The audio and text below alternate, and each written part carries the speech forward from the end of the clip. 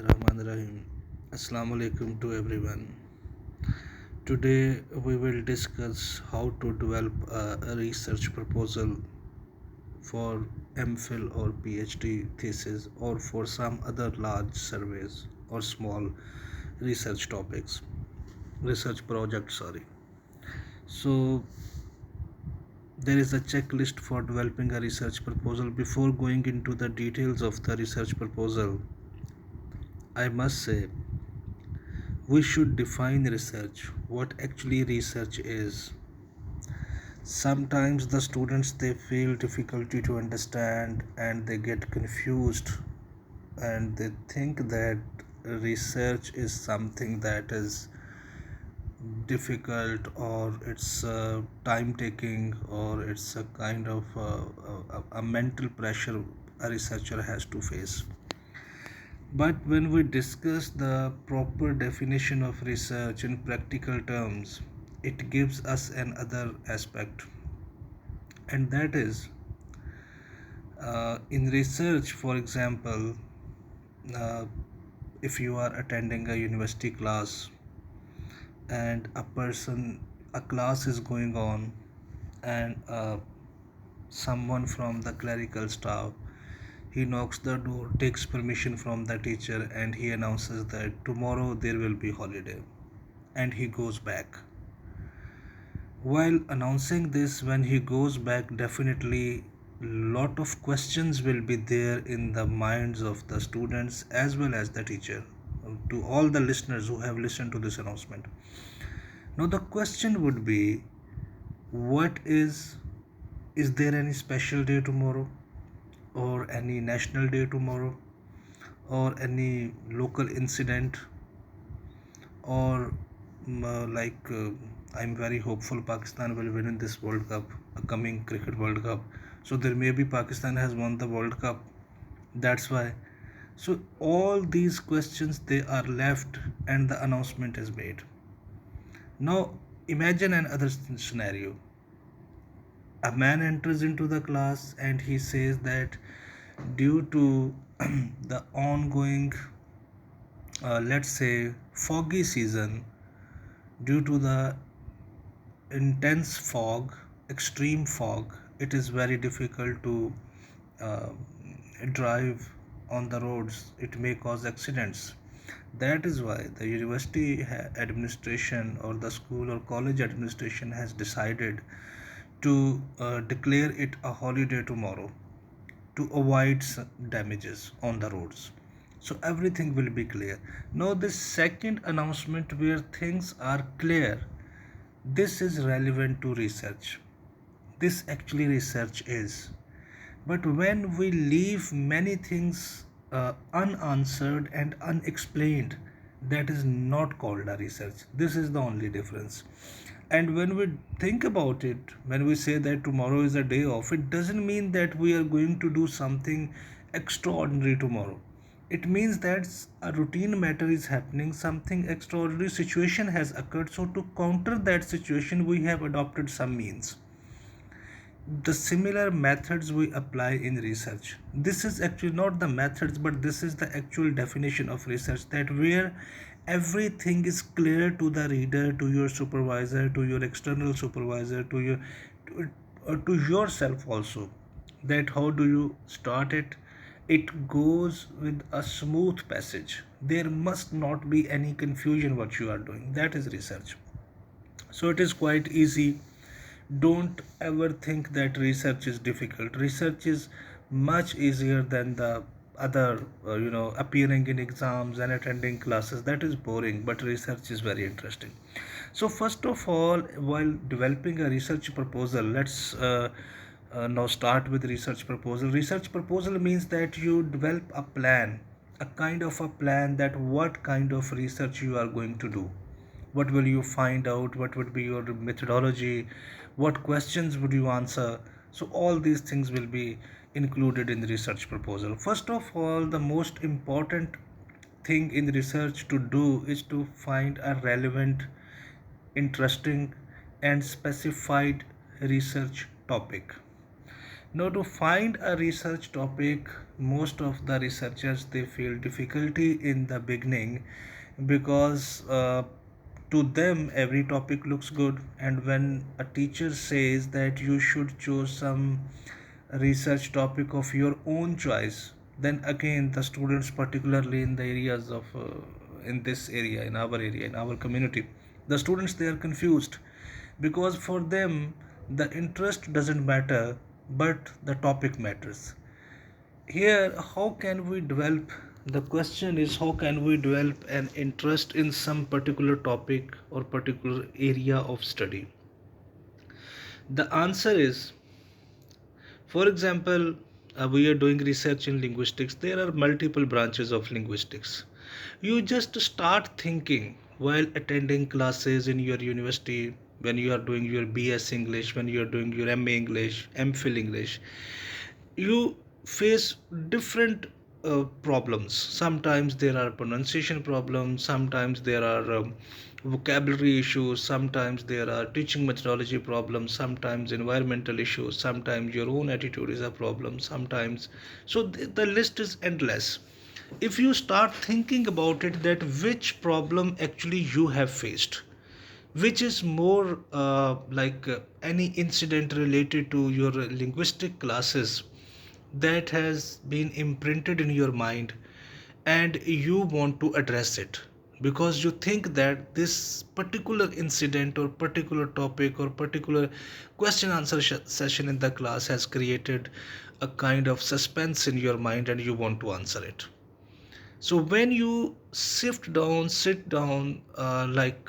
in a very clear mind and you start thinking that what troubles, what kind of problems you have faced all around, then you can easily come to the conclusion that which can be your area of interest in linguistics.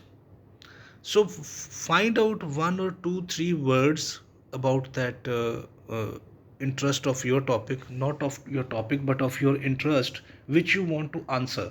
Actually, these are the questions in our mind which we want to answer, and we then, to answer those questions, we choose this medium of research. So, what would you do? In this way, you will develop a topic of your own interest, not a topic, but you can say a kind of an idea of your own interest. Now, to in your own interest, start writing some words on your rough page blindly, because nothing is perfection. There is no perfection at the beginning. We all start with failures and then we come near to perfection, never perfection. So start writing few words, whichever the question is in your mind, whatever the words are in your mind, start writing there. After writing two, three different lines, start taking the keywords from those lines which you have written. And from those keywords, a refined research topic will automatically be established, be developed, and it will be according to your own interest. This is the first main point of research, where your topic must be very clear to you. Then formulate a general question, that I have already told you, that some questions, general questions, they come into your mind and you want to answer them, and your questions, they are converted into research topics, and research topic may be converted into research question also. Now, the most important thing in your research proposal is your next process, and that is selection of research questions or development of research questions. Research questions should be significant and feasible. Significant means they should be worth asking. Worth asking means they should be valuable. They should not be some ordinary questions, but they should carry some weight according to your research. And then the research questions must be feasible.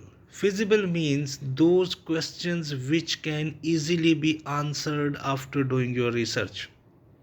If you pick some questions which are having multiple dimensions, or apparently they look very appealing to the eyes, but when we start investigating them, it takes lot of time to answer those questions. They are endless.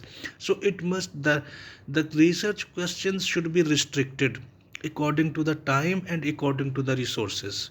So they should be significant, very important, and second, they should be very feasible according to the researcher. For example, if you are doing research in district Rahim Yar Khan, and you have selected a topic that you will do research in South Korea, and for uh, answering your question that what is happening in South Korea, you have to move there, you have to go there. And if you don't have such resources before doing your research, you know that what are your resources and what is your time limit, then you have to confine yourself to the area where you are living, instead of going somewhere and wasting your time. It is better to be to to develop a research question which is easy for you to answer in your research. Then we have aims and objectives. Definitely the research questions, they can be converted to objectives. Objective means that what kind of things you want to find out, what is your aim or what is your objective in this research, what you want to find out. And then we have our hypothesis.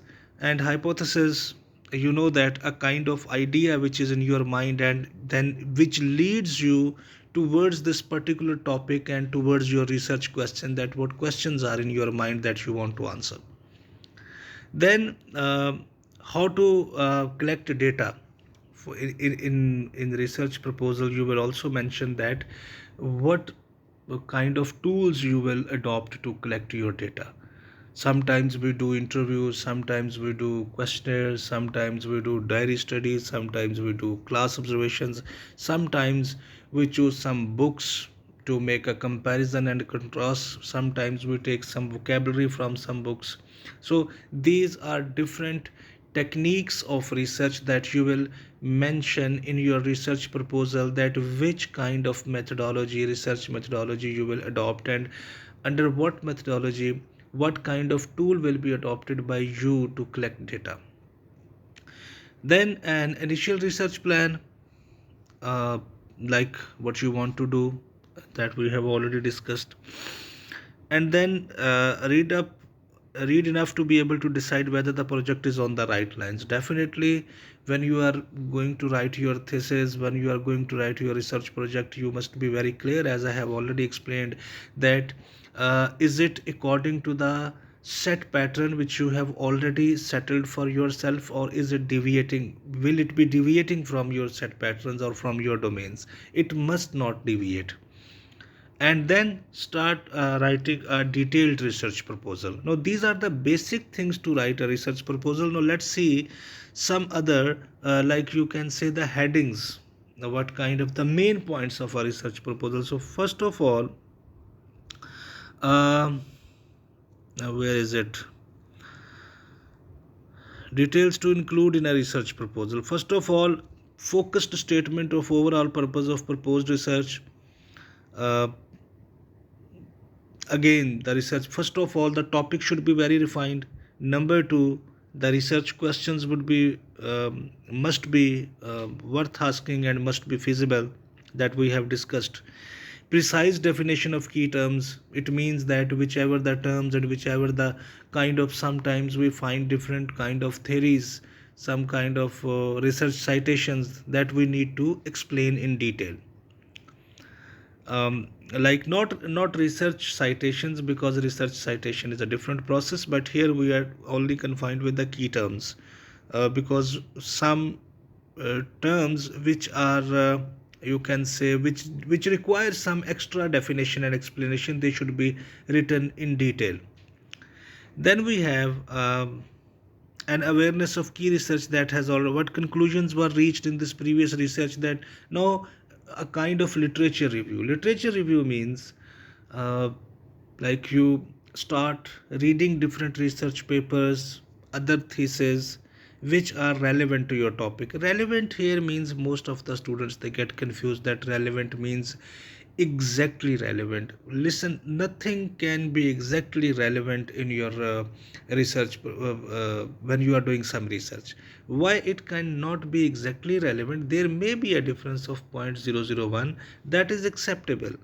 For example, someone has done research on speaking skills somewhere in Australia and you are doing in Pakistan. Definitely, the environment would be different, and the terms and the literature review used by them would be entirely different than us. So, what we have to do, we have to keep it to think and keep in our minds that if someone has done a somehow a relevant research, if somehow relevant to your topic is available, you can include it in literature review, but it must not be contradictory. It should be similar, exact similar, or somehow similar, but it must not be contradictory. Then we have um, a section which highlights the problems and limitations. Then your next point will be problems and the limitations, that while doing research what kind of limitations you have, because when we are doing something for research we have to specifically in linguistics research we have to go to different people of different communities. So we cannot mock some community, we cannot laugh at them, we cannot criticize their culture, so we have to keep all these things in our mind. And then uh, research question and hypothesis that we have already discussed. And ethical issues, definitely ethical issues should be considered, that for instance a researcher cannot force his respondents to answer. So there are some research ethics which we have to keep in our mind. Then the research budget. Research budget means your resources, that how much money you can spend over it. In our area, like when you are doing MPhil or PhD research, we are never concerned about this budget, because this budget is actually considered in large surveys, or when you are going to do some kind of expensive research, like you have to move from one country to another, then to another. So the budget, lot of budget is required in large surveys. As far as our MPhil and PhD thesis are concerned, they do not require lot of budget, so you don't need to mention that how much budget is required. So whenever you are writing a research proposal, skip this section of budget.